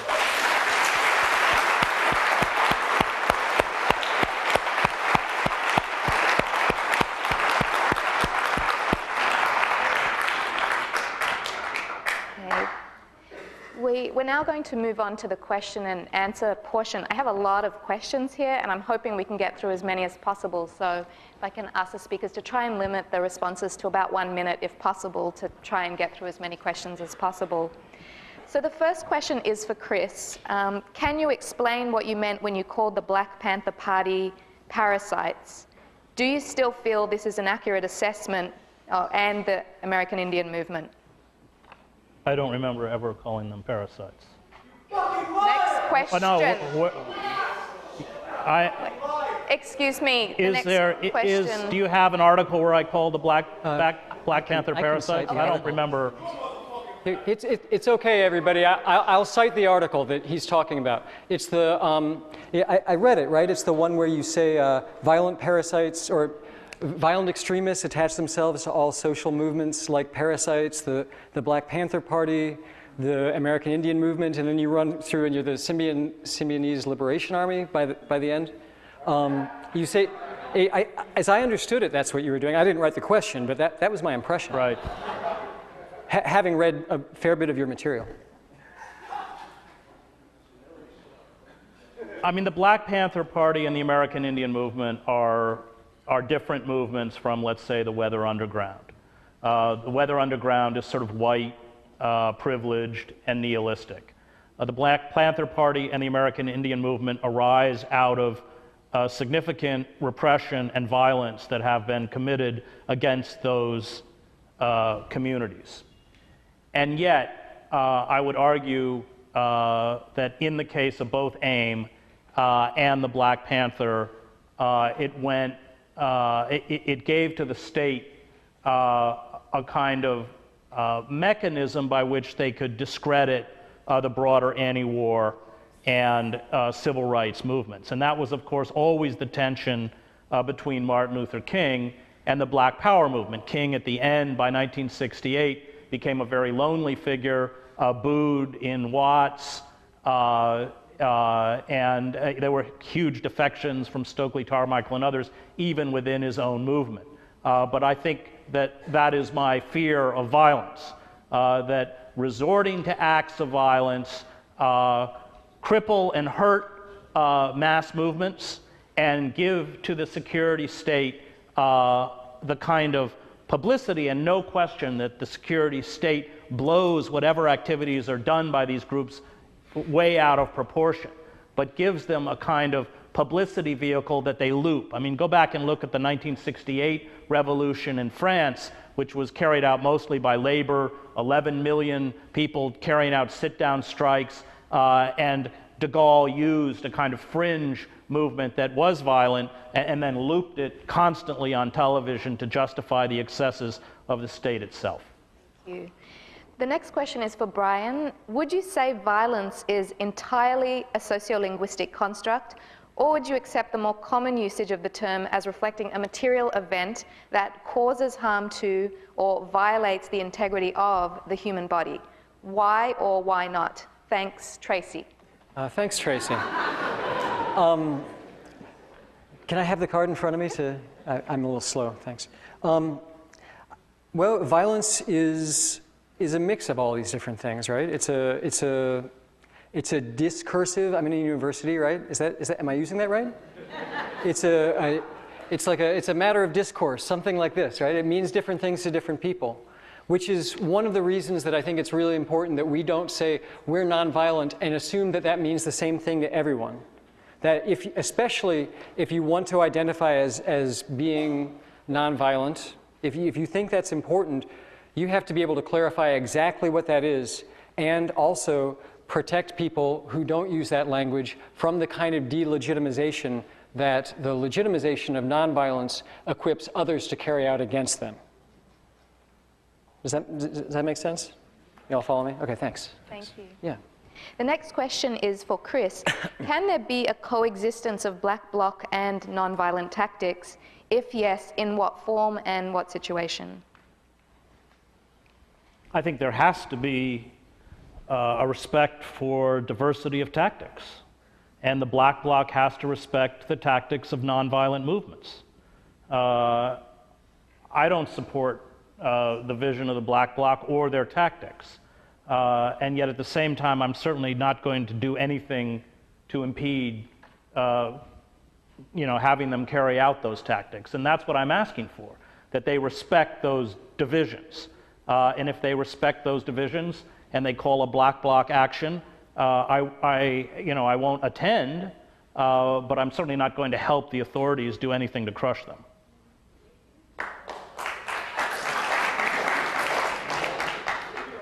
The next question is for either Chris or Brian.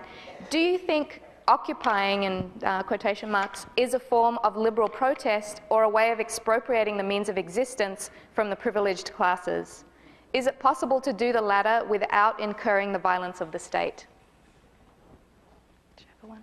Well, the answer to that is no, of course, because the violence of the state was visited upon Occupy. Mass movements have a kind of power because they resonate with the mainstream. And this movement, what was the Occupy movement, what we're seeing in Chicago, is different from the civil rights movement. King needed white liberals, which proved very fickle allies in the battle for racial justice.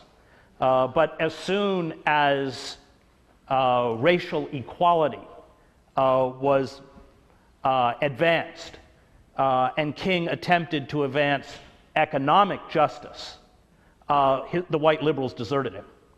And in many ways, the civil rights movement was a legal victory, but an economic failure. And King understood that without economic justice, there would finally never be racial justice, which is why the bottom two-thirds of African Americans in this country are worse off than they were in the 60s when King was leading civil rights marches in the South. And the issue of economic justice is one that I think Occupy picked up. And they picked it up because there were large numbers of white, middle-class, college-educated kids who suddenly began to experience what people in marginal communities and people of color have been experiencing for several decades. Police repression is hardly anything new if you live in East New York, but it was new if you were a graduate of Oberlin College and working in a deli. My assaults against the liberal class are precisely that they retreated into a kind of boutique activism of multiculturalism, identity politics, inclusiveness, and forgot the primacy of justice for the working class and the poor. And if we are to succeed as a movement, we've got to recapture the economic primacy of justice in order to go forward.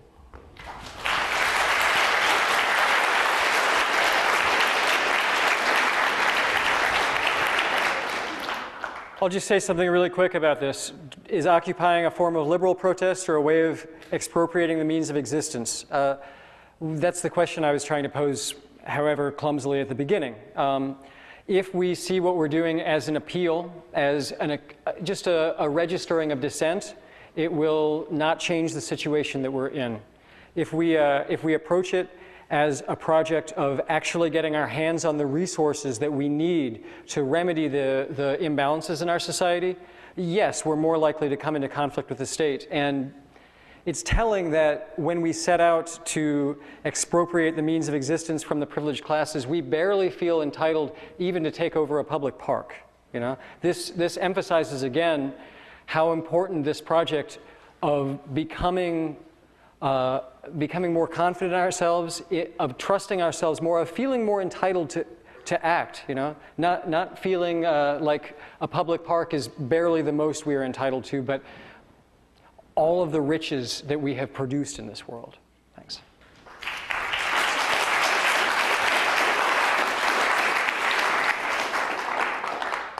The next question is for Chris. What is different about the United States? You have embraced the Egyptian uprising, where crowds physically fought police for access to and control over Tahrir Square, but renounced even verbal violence towards police in advising the Occupy movement. How can this be explained morally and practically? Well, first of all, you're pulling 500,000 people into Tahrir Square. That's number one.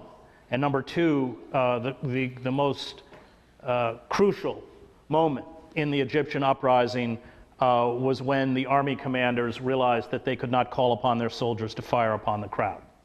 And if you remember, there were pictures of occupiers in Tahrir Square climbing up on the tanks of the soldiers, what I think goes right back to proving my point. For me, the most effective strategy is not to confront the pillars of power, but to draw them towards us by fragmenting them. And that's why even verbal abuse to the police is a mistake. The police are working class. They come from working class communities. They work at these financial centers earning $37 an hour as rent-a-cops. They watch these guys walk by in their $8,000 suits and they might as well be a piece of the furniture. And the effectiveness...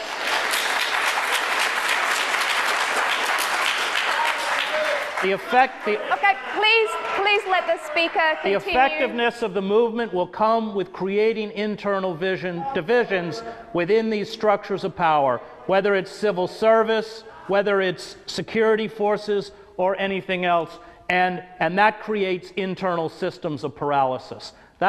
I'm not promising that it will work. I certainly am not in any way defending, in many cases, what the police do.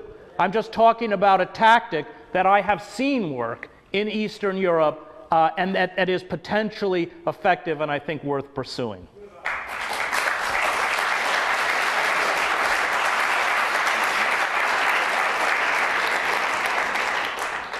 Okay. There's a question, I'm not sure I'm going to be able to read it exactly. It's kind of crossed out a bit, but it might not make sense. But which are fighting the state have massive support? I was wondering, like, this doesn't make any sense. Why is it that the left as a whole why is it that the American left as a whole doesn't even acknowledge these movements? And Chris Hedges, if a movement like this in the US were to Christ, would you support it? Arise, arise. It says arise. Okay, sorry, it says arise. If a movement like this in the US were to arise, would you support it? Which movement? Which We Are Fighting the State have massive support. I don't get it. Okay. Okay. The next question is for Brian. Has the Black Bloc ever been engaged in a protest that was successful? Did the Iraq War continue nonetheless? Did NAFTA pass? Did OWS have any victories, if it can call its own, in general? Well, I'm not sure how the person who framed that question defines success. My argument would be that success is a very complicated thing. You can't immediately gauge it.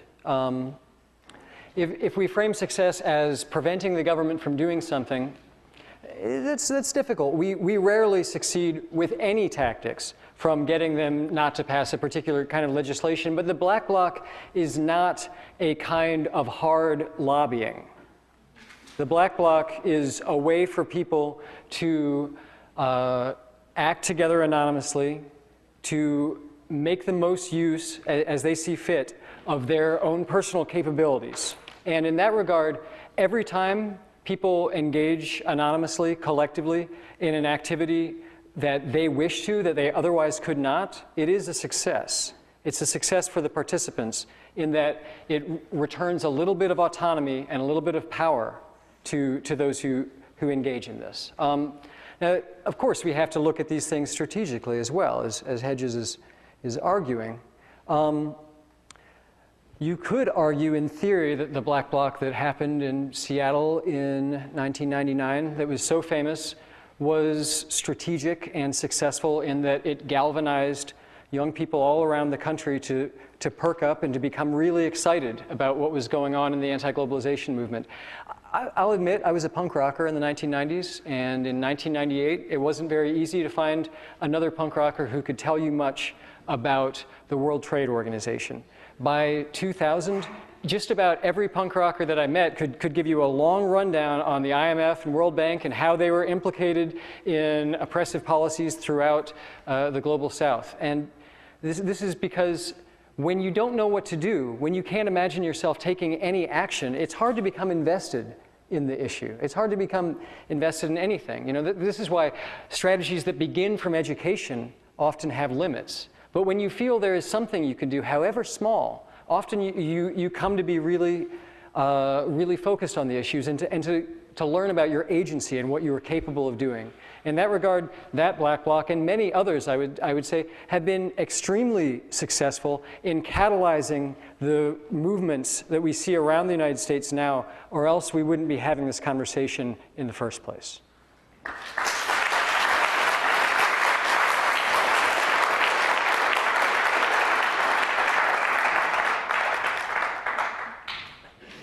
The next question is for Chris. Who precisely are the mainstream that you seem so keen to let define the parameters of political action?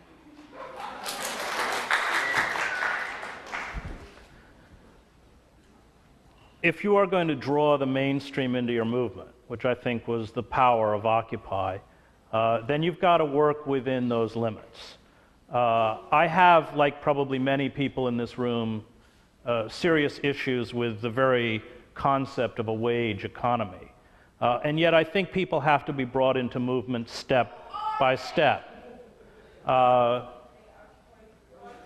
There was tremendous sympathy throughout the country for the Occupy encampments, and in particular Occupy Wall Street, and you saw it, especially after the police that first week carried out the pepper spraying of the 3 women who were kettled behind the netting. There was a kind of revulsion at what was happening. Occupy created a discourse that had been absent within the mainstream, and the mainstream responded. And And they saw that the Occupy movement articulated what they were undergoing and what they were enduring and the kinds of questions that were not being addressed and asked by our class of pundits and our political leaders. And I think, again, going back to something I've said repeatedly throughout this discourse, the power that we have is going to be in our ability to bring the kinds of numbers into the streets that were brought into Tahrir Square, that were brought into Alexanderplatz in East Berlin with the fall of the communist government, that were brought into Wenceslas Square in the Velvet Revolution, which I also covered. If we can't bring those numbers in, then I don't think we have much chance of succeeding as a movement. Thank you. Okay, the next question, excuse me. The next question,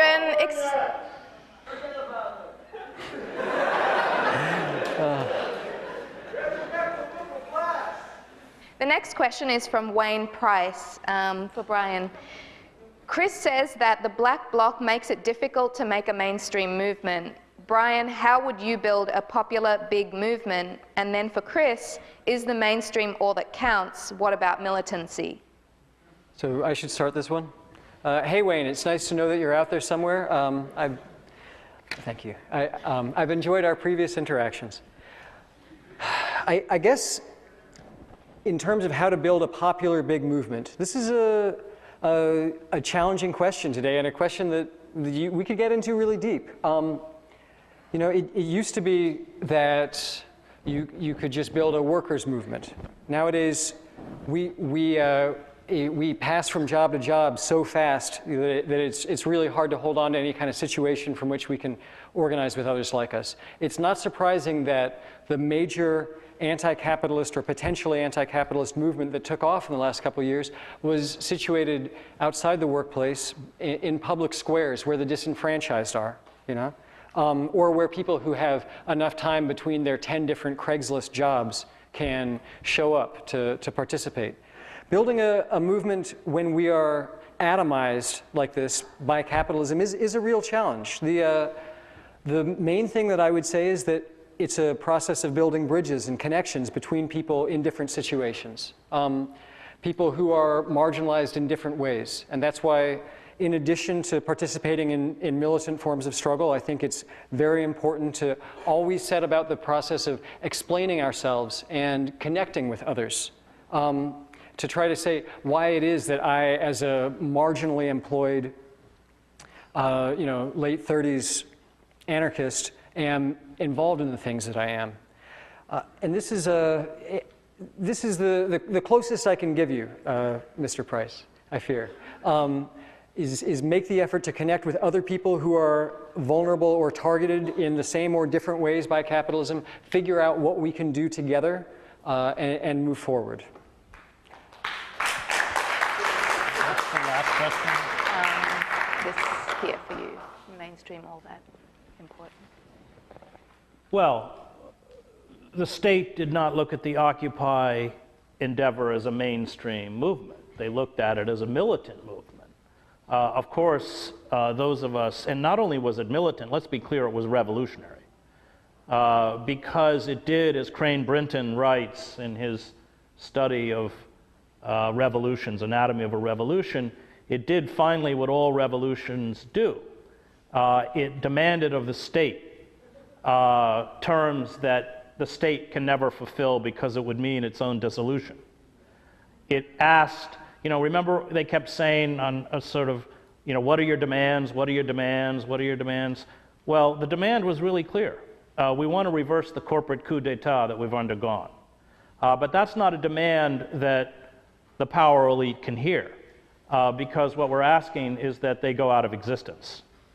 And that's why I think what we have unleashed is a movement, and remember, revolutionary movements take a long time to build. The Stamp Act, or the Stamp Rebellion in 1765, was the precursor to the revolution in 1776. The uprisings in Russia in 1905 was the precursor to 1917. That's what we've begun. But it will change, it will mutate. It needs to be deeply self-critical and smart. If you look at the history of the civil rights movement, like any movement, it's never a straight line.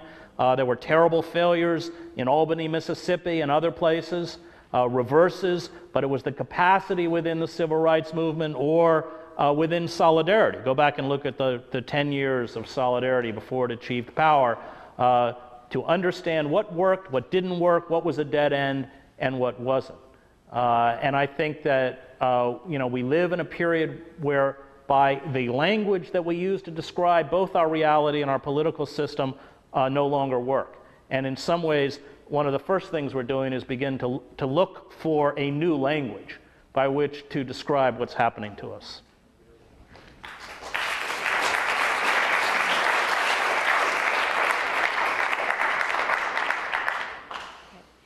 The next question is for Brian. What use is black bloc tactics when violence is used against occupiers? And they've given the reference of the live stream of Oakland protests when occupiers are protesting peacefully. When black blocs showed up, occupiers tried to protest police protect people in a store, and black bloc protesters attacked occupiers. Black bloc protesters. Okay, well, I wasn't there, so I can't speak to this in particular. It's worth saying that I am not saying that every time someone breaks a window or attacks someone else that it is a good thing. Just to clarify, the heart of my point is that the criteria according to which we critique militant action have to be more precise than these people are outsiders, these people are monsters. Sure, there are plenty of cases in which people do things that are unstrategic or even downright bad, but it just obscures the question, makes it more difficult to discuss this if every time a criticism of a specific event is advanced, it's part of a general delegitimizing of the target of that criticism. That's the best I can do, not having noticed this event, not having been there. All right, thank you. Other question? Okay. Maybe we can do a little closing if you want to close it now. Okay. Yeah. The next question is for Chris. Do you support turning in black bloc members to the police? What levels of violence are you willing to use against those who do not fit your definition of peaceful? No, I'm not going to turn people into the police.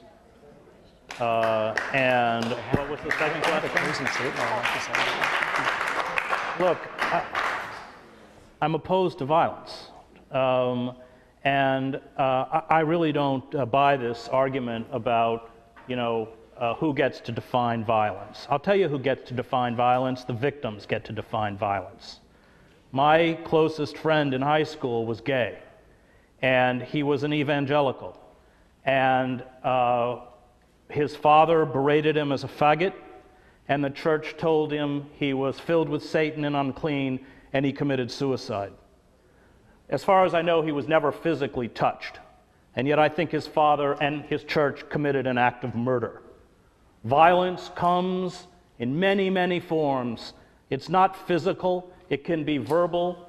There are many ways to destroy human beings. We have armies of psychologists in Guantanamo who know without touching you how to reduce you to a fetal position and a quivering mass. And so this sort of gradations of violence, what is violence? Violence, it's those who suffer from violence, those who are victims of violence. They are the only people, in my mind, who have a legitimate right to tell us what violence is.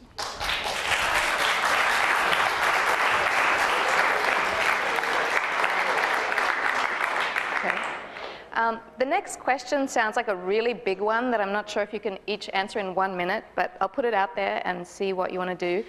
Can you both please explain your theory of change? What do you each see? What do you each see as the best strategy to build power and win material gains for the 99%? In 1 minute. Do you want to go first, Chris?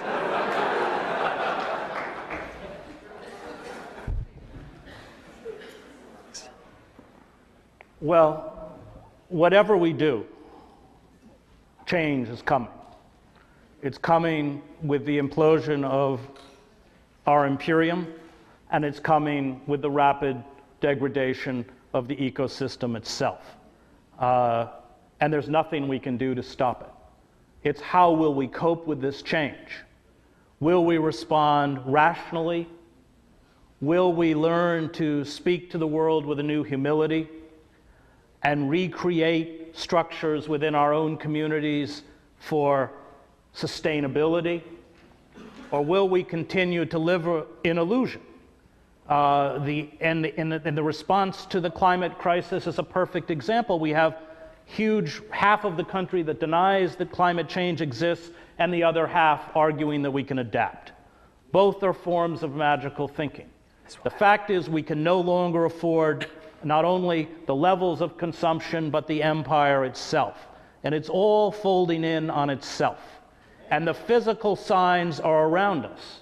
The collapsing infrastructure, the chronic and long-term unemployment, the fact that 46 million Americans live in poverty and tens of millions live in a category called near poverty, the closure of libraries, of schools, of firehouses, it's all there. And in a way, it's a matter of awakening ourselves to our new reality and responding to it. And if we do not, if we continue to live in a state of illusion, then as that edifice collapses, we will respond like people who have been betrayed but do not understand the centers of betrayal or the reasons of betrayal. And when I spoke about proto-fascist movements, I think become susceptible to movements which will embrace violence, but will at their core be not only anti-democratic, but target all of the vulnerable forces within the society, whether it's African Americans or gays or those of us who embrace a kind of equality and inclusiveness. Thank you. So I'll have Brian sort of answer as his closing statement. Yeah, we have to wrap up and get out of here. I am looking forward to years of organizing and acting, probably with many of y'all. My theory of change is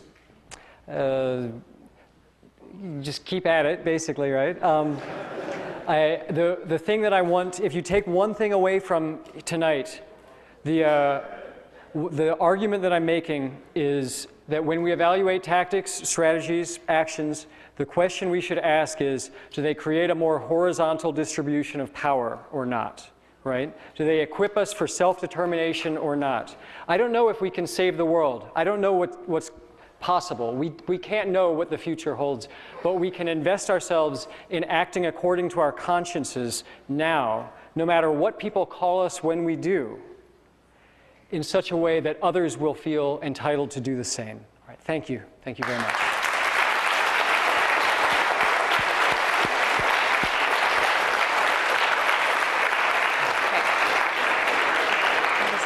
I would like to just add my own closing statement as a moderator. I have to admit that I was one of the people at Occupy with the strollers that Chris talked about. I have two really young children, and I was really disappointed that finally revolution was coming and I have to be at home with my kids.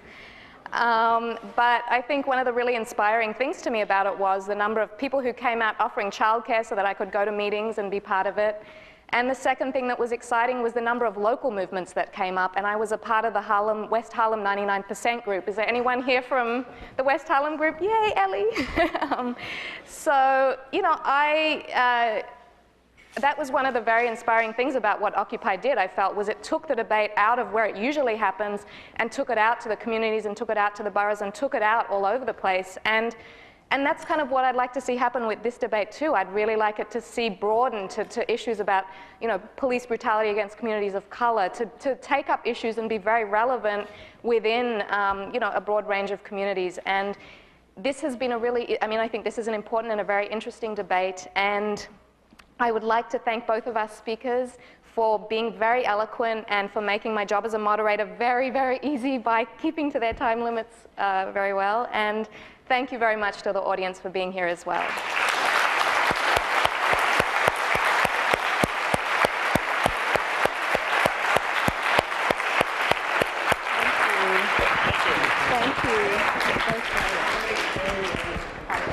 got it. It's all right. I mean, I made one, you know. I think the, yeah, it's fine.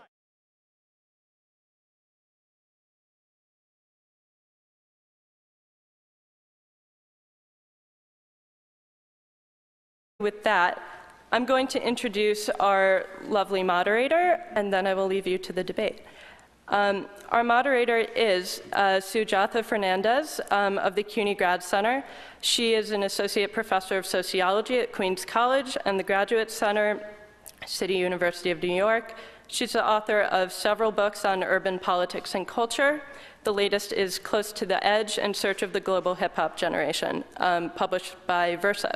She has written about the Occupy movement and recent global uprisings for the New York Times and the Huffington Post. So give them a hand.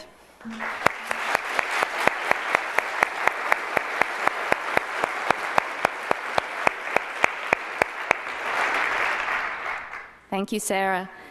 The Center for Place, Culture and Politics is pleased to host tonight's event. The center is a nexus of critical scholarship at the CUNY Grad Center, and it's directed by the Marxist urban geographer David Harvey. David, whose scholarship many of you are no doubt familiar with, will be in conversation with Chris Hedges later this month at the Brooklyn Book Festival on September 23rd, so you can check their website for details. You can also stay informed about future events hosted by the Center by signing up for our mailing list at pcp.gc.cuny.edu. We'd like to start by saying thank you to CrimethInc Ex-Workers Collective, Aid and Abet, the Sparrow Project, Occupied Media, The Independent, PM Press, Blue Stockings Bookstore, and Team Colors Collectives for sponsoring tonight's event. Many of those groups, including CrimethInc, Blue Stockings, and PM Press, are tabling tonight with books for sale, including titles by all of tonight's debate participants. I just want to make a note about the Q&A. There will be a Q&A portion of tonight's event, and we will try to have the speakers address as many of your questions as possible. We're distributing note cards throughout the audience for you to submit your questions. Please pass them down and to the right, and they will be collected in the front row. So if you have a question, please write it down on a card. So to introduce our speakers today, Chris Hedges is an American journalist, author, and war correspondent, specializing in American and Middle Eastern politics and societies. He will speak to the perspectives behind his controversial article, The Cancer in Occupy, regarding black bloc tactics and anarchist participation in the Occupy movement. B. Traven, our other speaker, will support the case for a diversity of tactics in the Occupy movement and in broader anti-capitalist struggles.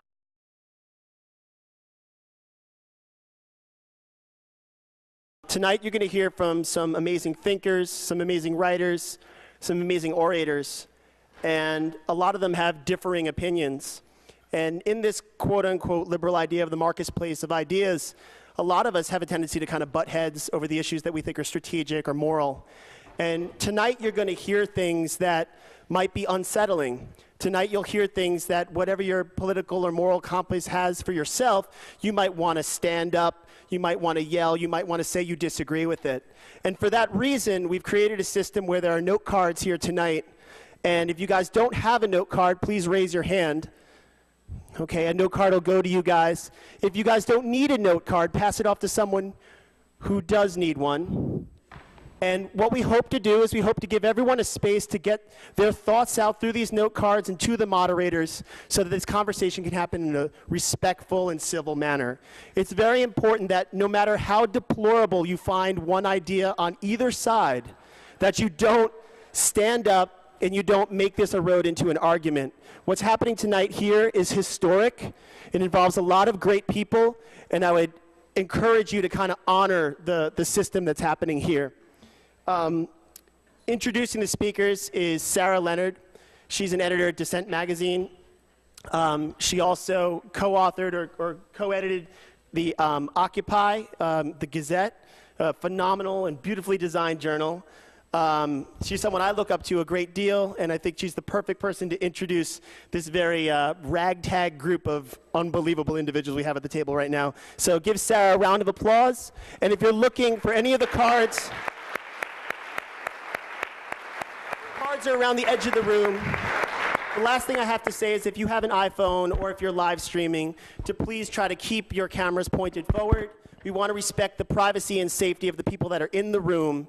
And so we're asking people not to film people in the crowd, but film the people that are up front. Thank you so much, and let's hope tonight will be a great night.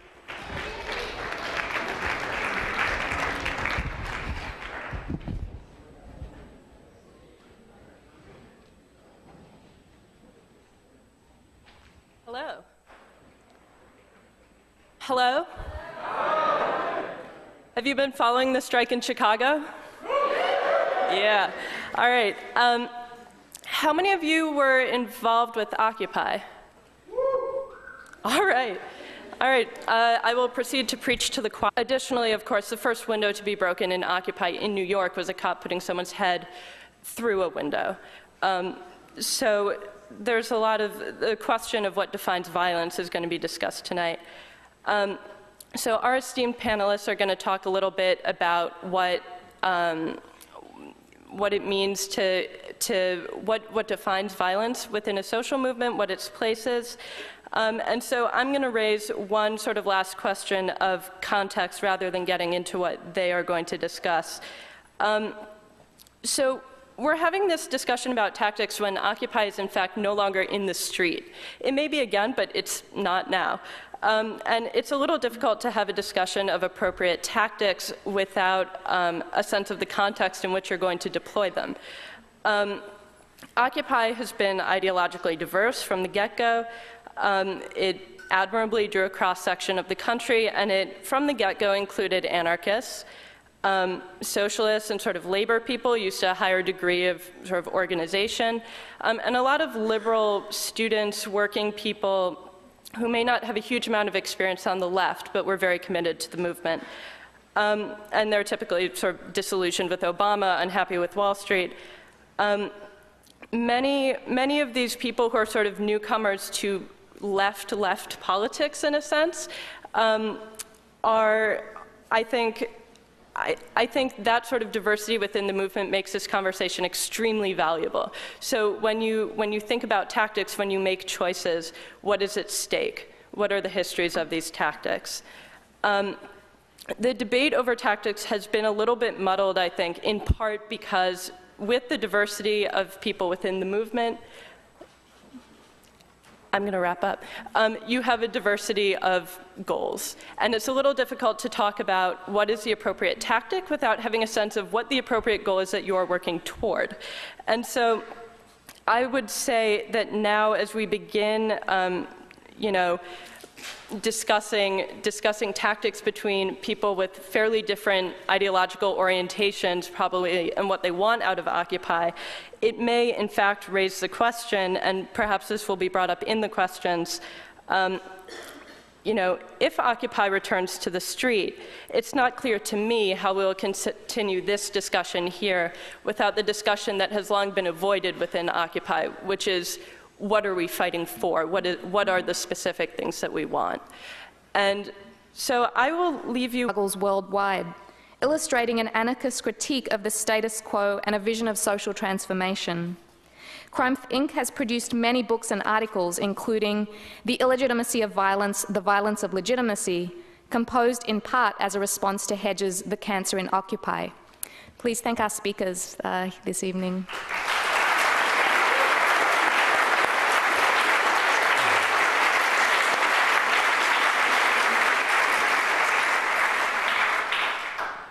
In his article, The Cancer in Occupy, Chris Hedges labeled black bloc anarchists as, quote, a gift from heaven to the security and surveillance state.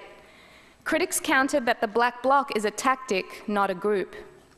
The ensuing controversy failed to clarify the real strategic differences within the Occupy movement. If the black bloc is a tactic, how do we evaluate its effectiveness? What are its origins? What does it attempt to do, and what is it good for? More importantly, how can these questions inform the ways that we strategize for social change? Historically, the question of violence has been taken up in various ways by radical movements.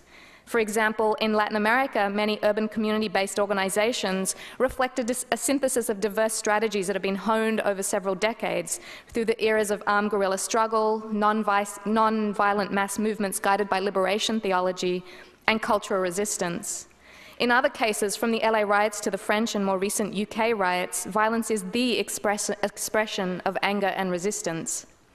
What means of action do social movements have at their disposal, and why do they choose certain tactics at certain times?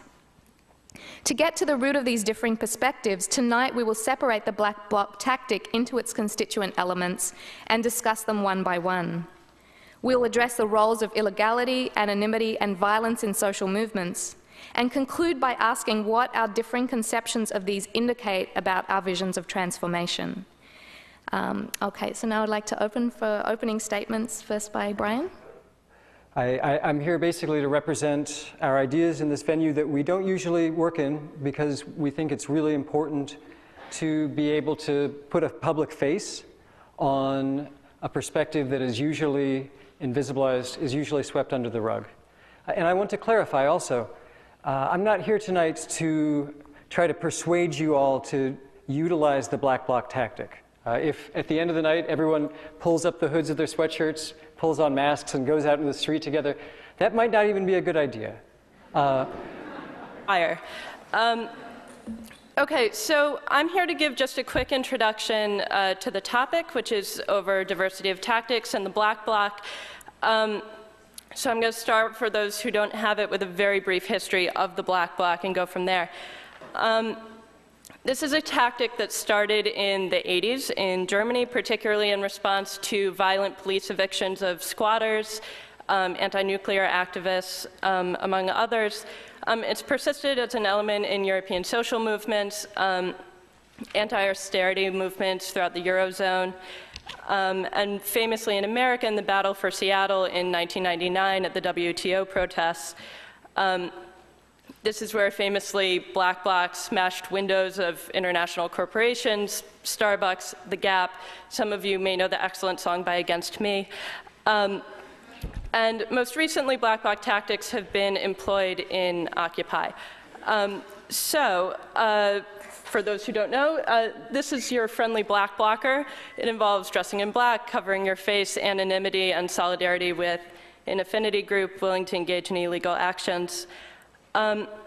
We're here because last winter, journalist Chris Hedges over there wrote, quote, "The black bloc anarchists who have been active on the streets in Oakland and other cities are the cancer of the Occupy movement," close quote. He accused them of knee-jerk antipathy to organization, hypermasculinity, and of turning a protest whose success depended on its Gandhian principles of anti-violence into sort of a battle that most Americans cannot relate to. David Graeber, who some of you may know, an activist and anthropologist, author of Debt, all-around Occupy guy, countered that the black bloc is a tactic, not a group, and that Hedges put fellow activists in danger by singling them out to be excised from the movement. Susie Cagle, a journalist covering Oakland, noted that regardless of activist tactics, the media regularly failed to report police actions as violence. And there's little that activists could do about that. She also noted that black blocs in many instances helped the larger protest, for instance, by cutting through a fence to get people out of a kettle. And they both noted, along with CrimethInc, who's a co-sponsor of the event tonight, that the definition of violence depended on framing. The Egyptian protests that removed Mubarak were dubbed peaceful, but involved, of course, throwing rocks at police officers, setting police stations on fire.